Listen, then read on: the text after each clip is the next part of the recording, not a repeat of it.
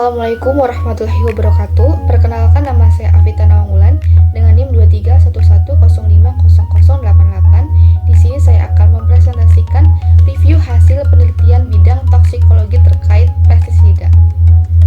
Judul jurnal yang saya review yaitu analisis faktor yang berhubungan dengan keracunan pestisida pada petani sayur di Kelurahan Bakung Jaya, Kota Jambi, yang disusun oleh Eti Kurniawati, Suroso, dan Subakir. Selanjutnya terdapat latar belakang. Pestisida adalah bahan kimia yang membantu meningkatkan hasil panen dengan melindungi tanaman dari hama dan penyakit. Namun, penggunaan yang tidak tepat dapat membahayakan kesehatan petani. Di Kelurahan Bakung Jaya, sekitar 50 petani mengalami gejala seperti pusing dan mual akibat paparan pestisida. Paparan jangka panjang dapat menurunkan kadar enzim kolinesterase yang beresiko menyebabkan keracunan. Tujuan penelitian: mengetahui faktor-faktor yang berhubungan dengan keracunan pestisida pada petani sayur di Kelurahan Bakung Jaya, Kota Jambi. Metode penelitian yaitu penelitian kuantitatif dengan pendekatan cross-seksional yang dilakukan pada 2 petani sayur di RT 12 Kelurahan Bakung Jaya, Kota Jambi pada Juli 2023.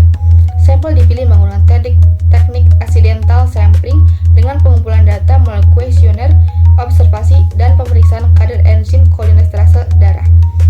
Analisis data dilakukan secara univariat, bivariat, dan multivariat. Selanjutnya terdapat hasil penelitian. Yang pertama, hasil analisis univariat, yaitu responden petani sayur di Kelurahan Bakung Jaya, Kota Jambi, sebagian besar berusia di atas 46 tahun, sebanyak 78,6%, dan didominasi oleh laki-laki sebanyak 66,7%, dengan pendidikan tertinggi mayoritas adalah SMA sebanyak 64%. Rata-rata pengalaman kerja petani dalam penggunaan pestisida adalah 18,86 tahun. Pestisida yang paling banyak digunakan adalah karbamat sebanyak 85,7%. Keluhan kesehatan utama meliputi sakit kepala sebanyak 50%, tremor sebanyak 21,4%, cemas sebanyak 14,3%, pusing, kejang, dan kaku sebanyak 7,1%. Hasil tes laboratorium kolinesterase dalam darah menunjukkan 52,4% responden positif terpapar pestisida. Yang kedua, terdapat hasil analisis bivariat. Yang pertama, terdapat hubungan antara pengetahuan petani dan keracunan pestisida menunjukkan bahwa dari 42 responden, 29 memiliki pengetahuan yang kurang baik. Dari 14 responden yang positif keracunan, 15 responden negatif. Uji chi-square menghasilkan p-value sebesar 0,006, menandakan hubungan antara pengetahuan dan keracunan. Dalam perilaku petani, 17 dari 42 responden menunjukkan perilaku kurang baik. Dari 17 responden yang positif keracunan, 12 responden negatif. Uji chi-square dengan p-value sebanyak 0,038 menunjukkan adanya hubungan antara perilaku dan keracunan. Selanjutnya, terkait penggunaan APD atau alat pelindung diri, 16 responden menggunakan APD yang kurang baik dengan 16 positif keracunan dan 8 negatif. Uji chi-square dengan p-value sebesar 0,067 juga menunjukkan hubungan antara penggunaan APD dan keracunan. Yang terakhir yaitu terdapat hasil analisis multivariat.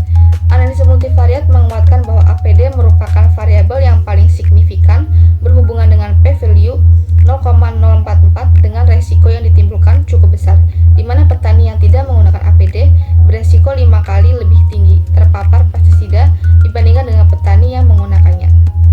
Pembahasan: banyak petani belum memahami jenis pestisida dan cara penggunaan yang aman. Pengetahuan mereka biasanya berasal dari pengalaman atau toko pertanian. Banyak yang tidak menggunakan alat pelindung diri dengan lengkap, dapat meningkatkan resiko paparan. Tingkat pengetahuan mempengaruhi perilaku petani, dan penggunaan APD yang baik sangat penting untuk mencegah keracunan. Kesimpulan: yang pertama, ada hubungan signifikan antara pengetahuan, perilaku, dan penggunaan APD dengan kejadian keracunan pestisida. Yang kedua, faktor paling dominan adalah penggunaan APD dengan p-value sebesar 0,044. Petani yang tidak menggunakan APD memiliki resiko 5 kali lebih tinggi. Yang ketiga, lebih dari 50% petani menunjukkan hasil enzim kolinesterase positif, tanda toksisitas pestisida kronis. Saran: Saran dari saya yang pertama, perlu dilakukan penelitian lanjutan dengan jumlah responden lebih banyak dan cakupan wilayah lebih luas. Yang kedua, tambahkan variabel lain seperti faktor lingkungan, kebiasaan hidup, dan sosial ekonomi yang dapat memengaruhi tingkat keracunan pestisida. Yang ketiga, lakukan pemantauan jangka panjang terhadap kesehatan petani guna mengetahui dampak paparan pestisida secara berkelanjutan. Sekian presentasi review hasil penelitian bidang toksikologi terkait pestisida. Terima kasih. Wassalamualaikum warahmatullahi wabarakatuh.